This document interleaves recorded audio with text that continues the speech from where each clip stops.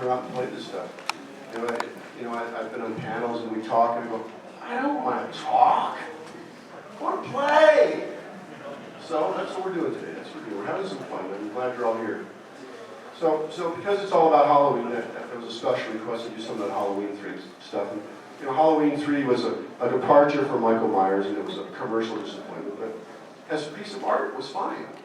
It just wasn't the expectations. It didn't meet the marketing.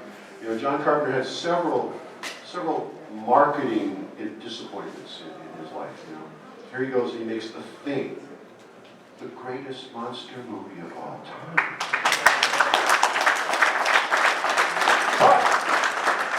It's being released by Universal Pictures, who at the same time is releasing E.T. They have to choose. The marketing guys have to, well, what do we put our money behind? We put E.T. or this thing? Well, obviously E.T.'s on the cover of Time magazine, everybody's loving this monster, and so they sort of drop it, and the thing just doesn't get its juice, which is the part of the market. And the same thing happened on Big Trouble in Little China. Again, he hits it out of the park. Big Trouble in Little China is a great movie. Released by 20th Century Fox. Simultaneously, they release Aliens. Marketing guys don't know what to do with it. In fact, the marketing guys got fired 2 weeks before Big Trouble came out. And so now the new guys don't want the old guys' movie to be successful, so they're all pushing behind the Aliens thing, which is interesting. So this throughout his career, he's been disappointed in the big studios, let's put it that way. So when we went ahead and did Prince of Darkness and They Live, it was on a little independent budget. Just leave me alone. He said, just leave me alone and make my movie. So all you guys as fans and filmmakers and stuff like that, remember that. It happens to everybody. And sooner or later you got to find your own voice and your own look and your own ideas and stick by your guns, even though they're waving money in your face. Because it's tough. It's tough. Your rent's got to be paid, your mortgage got to be paid. You got to put gas in the car, but if you make that only the dollar decision, I can make some decision between dollars and art and compromise, I guess. But the art was what made it be huge instead of just okay. Now, when I started doing the Halloween stuff with John, there was no owner's manual.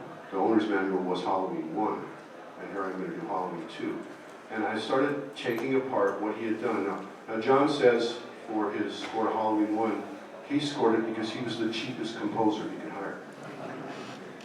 He's actually probably true. It is probably correct, but meanwhile, he's very humble about that. Here he goes and makes this theme that still lives on as an icon. It's attached to a holiday. Halloween music is the same as Jingle Bells, practically. It's become a cultural implant. And he had a lot of other great themes in these movies that are so simplistic, and because it was just him in the studio, it was all led by the piano. So let's just put up a piano sound here in a second. And his themes would be just so simple.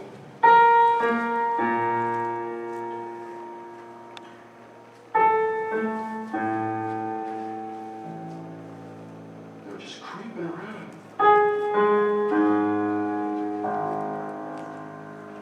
Any composer that went to school would go, that's stupid. Right? No, he didn't pay attention to that stuff. In fact, his dad is a legitimate concert violinist. He was raised to be a musician. And in high school, he had to turn around to his dad and say, well, Dad, I kind of want to do the music thing. I want to be a film director. And he went out and did his own stuff. So there's a lot of great little simplistic themes that whether you guys do your own music or you have a composer do it or you pull it from a library. Remember, simple in a simple movie, when you only got 2 or 3 people on screen, you don't need a whole orchestra going,